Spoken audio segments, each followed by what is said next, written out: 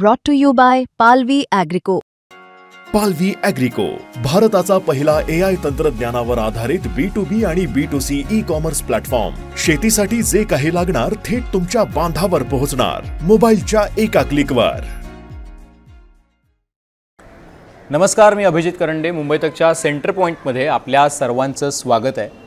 खरं तर दिवाळीच्या गडबडीत तुम्हाला पेपर वाचायला वेळ मिळाला आहे की नाही मला माहिती नाही, पण काल एक बातमी होती लोकसत्तामध्ये आणि ती बातमी अशी होती की महात्मा फुले संशोधन प्रशिक्षण संस्थेच्या इमारतीचे भूमिपूजन वेदमंत्राने. आता तुम्ही म्हणाल की या बातमीमध्ये असं काय विशेष आहे? अशा पद्धतीनं अनेक भूमिपूजनं होतच असतात की, मग ही बातमी वेगळी कशी काय? तर बघा, महात्मा फुले संशोधन प्रशिक्षण संस्था जी आहे म्हणजे महाज्योती, तिची इमारत जी आहे ती उभी करण्यात येते नागपूरमध्ये. आणि त्याचा जो काही भूमिपूजन समारोह होता तिथं पुजारी बोलवून वेदमंत्र वगैरे उच्चारण झालं. त्या कार्यक्रमासाठी उपस्थित होते राज्याचे मुख्यमंत्री देवेंद्र फडणवीस आणि महसूल मंत्री चंद्रशेखर बावनकुळे.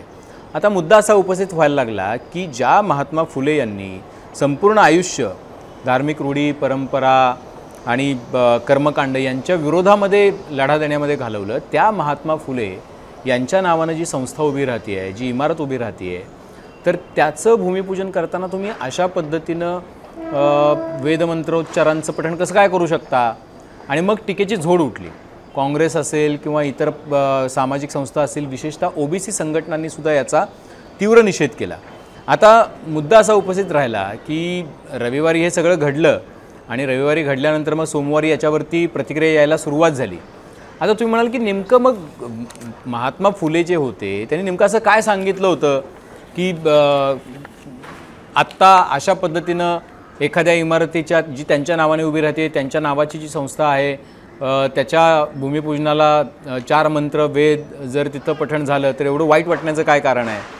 तर बघा, महात्मा फुले यांचं समग्र साहित्य किंवा वाङ्मय जे आहे ते राज्याच्या साहित्य आणि संस्कृती महामंडळानं प्रसारित केलेलं आहे किंवा प्रसिद्ध केलेलं आहे. 1969 साली त्याची पहिली आवृत्ती आली आणि त्याचं संपादन कोणी केलं होतं तर ज्येष्ठ लेखक आणि इतिहासाचं अभ्यास असणारे धुरीण धनंजय कीर, डॉक्टर स.ग. मालशे. आणि मग चौथी जी आवृत्ती होती, चौथ्या आवृत्तीपासून त्याचं संपादन डॉक्टर यदी फडके यांनी केलं. तुम्हाला यदी फडके तर माहितीच आहेत, लेखक होते, त्यांचा मोठा अभ्यास होता आणि ते साहित्य संस्कृती महामंडळाच्या या ग्रंथाच्या ग्रंथाचे संपादक होते.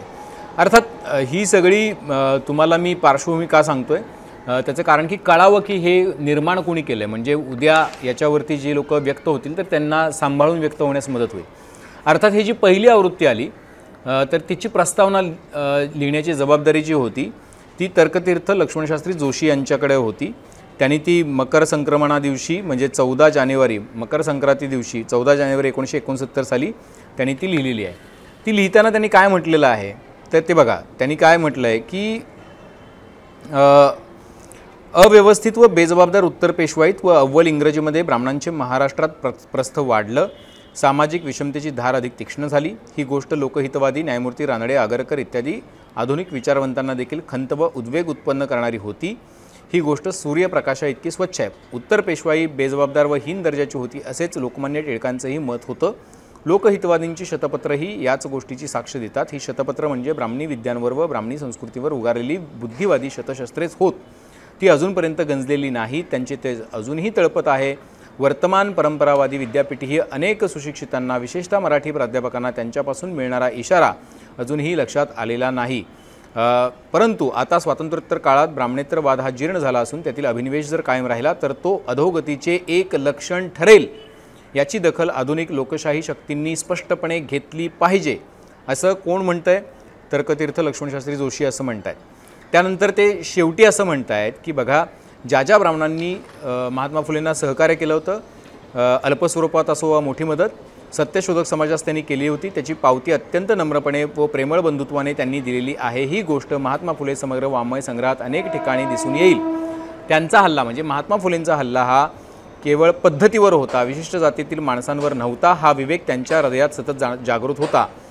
मला असं वाटतं की हे फार महत्त्वाचं आहे.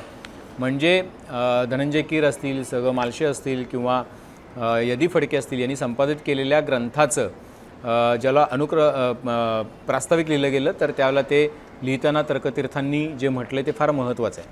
आता मुद्दा असा आहे की वेदमंत्र पठण केलं त्या इमारतीचं भूमिपूजन करताना याच्यामध्ये यामुळं काही फुल्यांच्या कामाला धक्का बसला का किंवा फुलेंच्या एकूण त्यांनी जी शिकवण दिली होती त्याला धक्का बसला का, तर त्याचं उत्तर होय असं द्यावं लागेल. कारण हा जो ग्रंथ आहे 500-700 पानांचा, तर त्याच्यामध्ये गुलामगिरी नावाचं एक प्रकरण आहे आणि त्या गुलामगिरी नावाच्या प्रकरणामधलं 186-87 नंबरचं पान आहे, भाग 9, ज्याच्यामध्ये हे मी प्रिंटच काढून आणलेलं आहे की फुल्यांचं नेमकं वेदमंत्र पठण आणि चालीरीती रूढी यांच्याबद्दल काय म्हणणं होतं.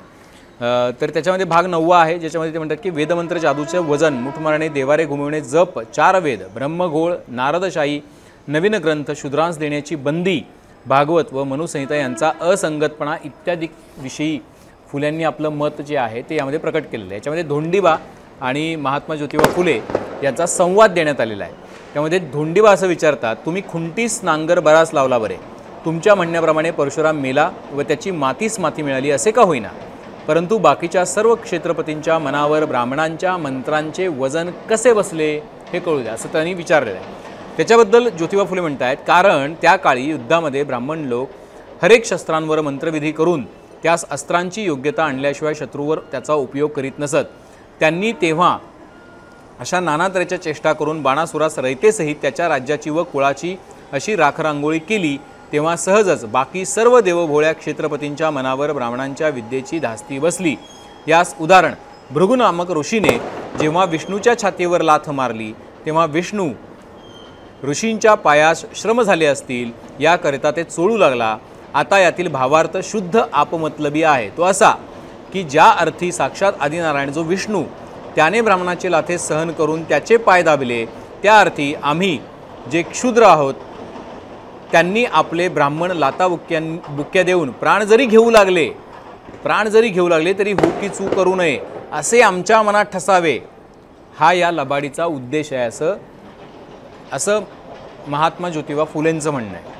त्याच्यावरती म्हणजे आता हे जादू मंत्रविद्या वगैरे या सगळ्याबद्दल पण खूप बोलणं होतं आणि मग त्याबद्दल सुद्धा चर्चा होते. आता हे जे वेदमंत्र पठण किंवा केलं गेलेलं आहे त्याच्याबद्दल चर्चा होते. त्याच्याबद्दल मग धोंडीबांनी विचारलं, तर मग आताच्या हलकट लोकांजवळ जी काही जादू मंत्रविद्या आहे ती तरी त्यांनी कुठून घेतली असावी. त्याला उत्तर देताना महात्मा ज्योतिबा फुले म्हणतात की हल्लीच्या लोकांजवळ जी काही मूठ मारण्याची, मोहिनी घालण्याची बंगाली जादू मंत्रविद्या आहे ती केवळ वेदांतील जादू मंत्रविद्येपासून त्यांनी घेतली नसावी असे कोणाच्याने म्हणवणार नाही. कारण आता तरी तिच्यामध्ये अतिशय फेरफार होऊन बराच अपभ्रंश झाला आहे. तथापि तिच्यातील बहुतेक मंत्रात आणि यंत्रात ओम नमो, ओम नमः, ओम ह्रीं नमः वगैरे वेदमंत्रातील वाक्यांचा बराच भरणा सापडतो. यावरून ब्राह्मणांच्या मूळ पूर्वजांनी या देशात येऊन बंगाल्यात प्रथम वस्ती केल्यानंतर त्यांची जादू मंत्रविद्या तेथून चहूकडे पसरवली गेल्यामुळे तिचे नाव बंगाली विद्या पडले असावे. इतकेच नव्हे तर आर्यांचे पूर्वज आताच्या अडाणी लोकांसारखे देवारा घुमविणारे सुद्धा होते. कारण पूर्वी त्याचमध्ये देवारा घुमवणाऱ्या लोकांस ब्राह्मण म्हणत असत व ते सोमरस या पिऊन तिच्या तारेमध्ये बडबड करून आम्हाबरोबर देव बोलतो म्हणून इतर अज्ञानी लोकांस फसवत होते असे त्यांच्याच वेदांवरून सिद्ध होते. व त्याच आधारावरून हल्ली अशा सुधारलेल्या काळात आताचे ब्राह्मण भट आपली पोटे जाळण्याकरता जप अनुष्ठाने जादू मंत्रविधी करून अज्ञानी व माळ्या कुणब्यास गंडे घालून फसवितात. तथापि त्या बापुड्या दुर्दैवी हतभाग्यास त्या ढोंगी गारुड्यांचे कपट शोधून काढण्यास फुरसत होत नाही. कारण दिवसभर आपल्या शेतीत खपून आपल्या मुलाबाळांचे पोषण करून सरकारची पट्टी पुरी करता करता त्यांच्या नाकेनऊ येते. त्यांचं असं म्हणणं आहे की ही जी काही आम जनता होती किंवा बहुजन समाज होता की जो मुख्यतः शेती आणि बाकीचे बाराबलुतेदार आणि बाकी सगळ्या गोष्टी करत होता, त्यांना या सगळ्याला छेद देण्यासाठी वेळ नव्हता. कारण ते त्यांना स्वतःचं पोट भरण्यापासून फुरसत नव्हती आणि म्हणून मग ते या सगळ्या अज्ञानामध्ये अडकले असं म्हणतात. त्याच्याबद्दल धोंडीबा पुढे विचारत आहेत, तर मग ब्रह्माच्या मुखातून 4 वेद स्वयंभू निघाले म्हणून कित्येक ब्राह्मण मोठी शेकी बोलतात, याला बाधा येतो. ते प्रश्न विचारतात की जर असं असेल तर मग ब्रह्माच्या मुखातून 4 वेद स्वयंभू निघाले म्हणून जर कित्येक ब्राह्मण असं दावा करत असेल तर मग त्याला बाधा येते या सगळ्यामुळे, तुम्ही जे सांगताय त्याच्यामुळे. कारण तुम्ही जे सांगताय ते अधिक भडक आहे किंवा अधिक काय टोकदार आहे आणि एका प्रकारे ते तुम्हाला खडबडून जागा करणार आहे असं धोंडीबाचं मत आहे. त्याच्यावरती सुद्धा ज्योतिबा फुले म्हणत आहेत की हे सर्व खोटं आहे, कारण त्यांचं बोलणं जर खरं मानावं तर ब्रह्मा मेल्यानंतर ब्राह्मणातील कित्येक ब्रह्मऋषींनी अथवा देवऋषींनी केलेली सुक्ते ब्रह्माच्या तोंडातून निघालेल्या वेदात कशी आढळतात. म्हणजे ब्रह्माच्या मृत्यूनंतर सुद्धा त्याच्या तोंडामध्ये काही सुक्त कशी काय आढळतात असा प्रश्न त्यांनी उपस्थित केला आहे. त्याचसोबत ते म्हणतात की त्याचप्रमाणे 4 वेदांची रचना कर्त्याने एकाच काळी केली म्हणून सिद्धी गोहो नाही असे कित्येक युरोपियन परोपकारी ग्रंथकारांनी सिद्ध करून दाखवले आहे. आता मुद्दा असा आहे की या सगळ्यामध्ये महात्मा ज्योतिबा फुलेंनी अनिष्ट रूढी परंपरा प्रथा याच्यावरती घाव घातला आणि त्यामध्ये अडकलेली जी काही लोकं होती त्यांना त्याच्यापासून दूर करण्याचा प्रयत्न केला. कुठल्याही पद्धतीनं केवळ महात्मा फुलेंनी तेच एकमेव काम केलं नाही, तर त्यांनी समाजामध्ये प्रबोधन करण्याचं खूप मोठं काम केलं. महात्मा फुलेंनी छत्रपती शिवाजी महाराजांची समाधी जी होती रायगडावरची ती शोधून काढली. ज्योतिबा महात्मा फुलेंनी केवळ एवढंच काम केलं नाही आहे, तर ते खूप मोठे व्यावसायिक होते, उद्योजक होते.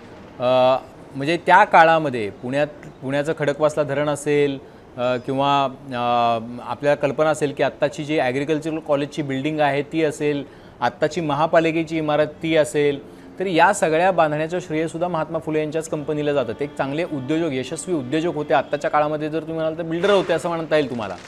पण त्यांनी या सगळ्या संपत्तीचा वापर जो आहे तो चांगल्या कामासाठी केला. आपल्याला कल्पना आहे की महात्मा ज्योतिबा फुले यांचे दत्तकपुत्र होते, त्यांना स्वतःचं मुलबाळ नव्हतं. सावित्रीबाईंनी ज्याला महिलांची शाळा सुरू केली तर त्यासाठीचा सगळा ओघ जो आहे तो महात्मा फुलेंनी हा जो सगळा आपला संपत्तीचा बराच भाग किंवा मोठा भाग जो आहे तो सामाजिक कार्यासाठी खर्च केलेला होता.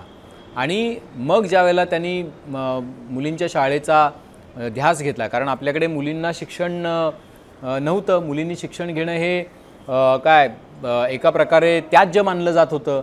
आणि मग त्यावेळच्या रूढी प्रथा परंपरा जे होत्या, अप्पर क्लास जो होता तो याला परवानगी देत नव्हता.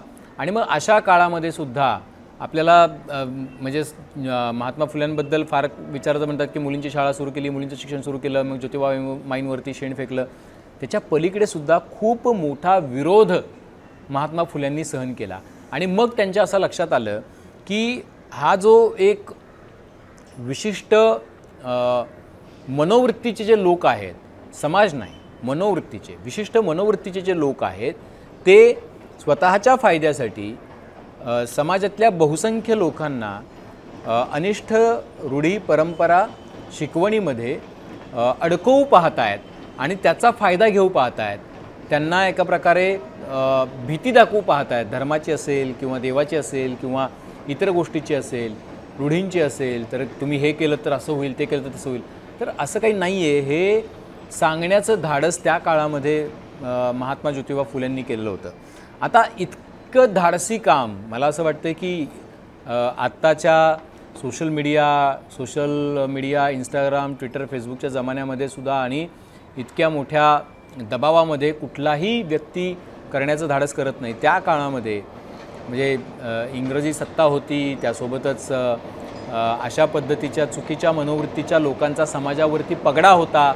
अशा काळामध्ये कुठनाचाही मुलाहिजा न ठेवता, आपल्या फायद्या नुकसानीचा अजिबातही विचार न करता महात्मा ज्योतिबा फुलेंनी या सगळ्या अनिष्ट रूढी प्रथा परंपरांच्या विरोधामध्ये एल्गार पुकारलेला होता. आणि तो एल्गार पुकारून त्यांनी बहुजनांचं शहाणं करण्याचं एक काम जे आहे ते सुरू केलेलं होतं. बहुजन म्हणजे जे खूप आहेत, जे या मनोवृत्ती म्हणजे विशिष्ट मनोवृत्तीच्या जोखडामध्ये अडकलेला प्रत्येक व्यक्ती, तो कुठल्याही समाजाचा असो, तर त्यांना शहाणं करण्यासाठी त्यांनी काम केलं. आणि म्हणून महात्मा फुलेंबद्दल खूप मोठा आदर मला असं वाटतं की तो व्यक्त केलेला आहे. अर्थात महाराष्ट्र सरकारच्या साहित्य संस्कृती मंडळानं महात्मा फुले समग्र वाङ्मय जे आहे ते प्रसिद्ध केलेलं आहे. 500-700 पानांचं ते म्हणजे बाळ आहे, ते तुम्ही विकत घ्या. ते अत्यंत नॉमिनल किमतीमध्ये तुम्हाला सरकार दरबारी उपलब्ध आहे. ते वाचा, त्याच्यामध्ये या सगळ्या गोष्टी नमूद आहेत. मी पुन्हा सांगतो आहे की याचं संपादक जे आहे ते संपादन धनंजय कीर आणि डॉक्टर स ग मालशे असतील किंवा यदी फडके असतील या धुरीणांनी केलेलं होतं. त्यांनी याचा पूर्ण अभ्यास करून मग त्याचं संपादन केलेलं होतं आणि तर्कतीर्थांनी त्याला प्रस्तावना दिलेली होती. आणि तर्कतीर्थ वारंवार म्हणतायत त्याच्यामध्ये की बघा, ज्या ब्राह्मणांनी सहकार्य केलं कामासाठी, उत्तम कामासाठी, या रूढी परंपरा प्रथा बंद पाडण्यासाठी, ते अल्पस्वरूपात असो वा मोठी मदत सत्यशोधक समाजास त्यांनी केली, त्याची पावती अत्यंत नम्रपणे व प्रेमळ बंधुत्वाने ज्योतिबा फुले यांनी दिलेली आहे. ही गोष्ट या महात्मा फुले समर वाङ्मय संग्रहात अनेक ठिकाणी दिसून येईल. त्यांचा हल्ला म्हणजे ज्योतिबा फुलेंचा हल्ला हा पद्धतीवर होता, विशिष्ट जातीतील माणसांवर नव्हता. हा विवेक त्यांच्या हृदयात सतत जागृत होता. हा विवेक त्यांच्या चाहत्यांमध्ये जर जागृत राहिला तर आगामी यादवी टाळण्याचे श्रेय पदरात पडू शकेल. म्हणजे त्याही काळी तर्कतीर्थ म्हणत होते की महात्मा फुलेंचा जो हल्ला आहे तो समाजावरती नव्हता, मात्र समाजातील काही असे लोक होते की जे पूर्ण समाजाला चुकीच्या रूढी परंपरा प्रथांमध्ये, अनिष्ट प्रथांमध्ये अडकवून ठेवण्यास भाग पडतो, त्यांच्या विरोधामध्ये होता. या विरोधामध्ये ज्या लोकांनी सहकार्य केलं, आपल्याला कल्पना आहे की महात्मा फुले यांना खूप साऱ्या सवर्ण समाजातील लोकांनीसुद्धा सहकार्य केलं आणि शाळांमध्ये मुली पाठवण्यासाठी सहकार्य केलं, त्या शाळा चालाव्यात यासाठी सहकार्य केलं. भिडेवाडा सर्वात उत्तम जागा कुठं उपलब्ध झाली? भिडेवाडा ना. आजही आपण म्हणतो की भिडेवाडा महात्मा फुलेंची मुलींची पहिली शाळा सुरू झाली ते स्थान म्हणजे भिडेवाडा. तर त्या भिडेंनी आपला वाडा शाळेसाठी उपलब्ध करून दिला. तर ही जी मंडळी होती ही मंडळी सुज्ञ होती, शहाणी होती, ती जाती धर्मामध्ये जातीभेदामध्ये अडकत नव्हती आणि म्हणून ती इतकं मोठं काम करू शकली. मग ते लोकहितवादींनी फुल्यांचं कौतुक करणं असेल किंवा या सगळ्या थॉटशी लोकमान्य टिळकांनी सुद्धा सहमत होणं असेल, तर ही ती परंपरा आहे. आणि या परंपरेला छेद देणारी ही बातमी आहे की ज्या अनिष्ट रूढी परंपरा, वेदमंत्रोच्चारण आणि कर्मकांड या विरोधामध्ये ज्या फुल्यांनी लढा दिला, तिथंच त्याच इमारतीचं महात्मा फुले संशोधन प्रशिक्षण संस्था म्हणजे महाज्योतीच्या इमारतीचं भूमिपूजन वेदमंत्रानं झालं. मुद्दा काय आहे? मुद्दा इतकाच होता की फक्त आठवण करून द्यायची होती की फुल्यांनी काय काम केलं. कारण अलीकडच्या काळामध्ये काम जाणून घेण्याची इच्छा जी आहे ती कोणाचीही नसते आणि मग त्याच्यातून खूप मोठे धोके संभवतात. म्हणजे त्या अनुक्रम प्रस्तावनेमध्ये पण धनंजय कीरांनी पण लिहिलेलं आहे की निर्मिके निर्मिला मानव पवित्र, कमी जास्त सूत्र बुद्धीमध्ये, पिढी जादा बुद्धी नाही सर्वामधी, शोध करा आधी पुरतेपणी, असा त्यांचा दृढ विश्वास होता असं धनंजय कीर म्हणतात, म्हणजे फुल्यांचा. आणि तो त्यांनी वारंवार प्रकट केलेला आहे. मनुष्य जन्माने, जातीने वा धनाने श्रेष्ठ वा कनिष्ठ ठरत नसून तो आपल्या कर्माने श्रेष्ठ वा कनिष्ठ ठरत असतो. तो स्वतःच आपल्या भाग्याचा नियंता आहे अशी महात्मा फुलेंची धारणा होती. तदनुसार त्यांनी जातीसंस्थेविरोधात बंड पुकारले आणि बुद्धी, प्रामाण्य, समतानी मानवता यावर अधिष्ठित अशा सामाजिक पुनर्रचनेचे निशाण फडकवले.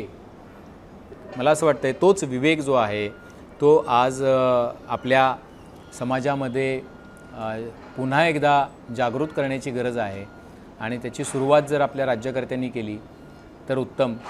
आणि मग आपल्या पूर्वजांनी ज्यांनी अशा अनिष्ट रूढी परंपरा यांच्या विरोधामध्ये लढा दिला त्यांच्याबद्दल चा जर अभ्यास मला असं वाटतं की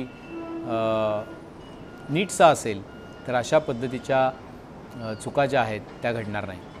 बाकी तुमची काही मतं असतील, काही प्रश्न असतील तर ते निश्चितपणे नोंदवा. बेल आयकॉनवरती क्लिक केलं तर अपडेट्स मिळत जातील. आणि सर्वात महत्त्वाचं म्हणजे मुंबई तकचं यूट्यूब चॅनल सबस्क्राईब करायला विसरू नका. पाहत रहा मुंबई तक.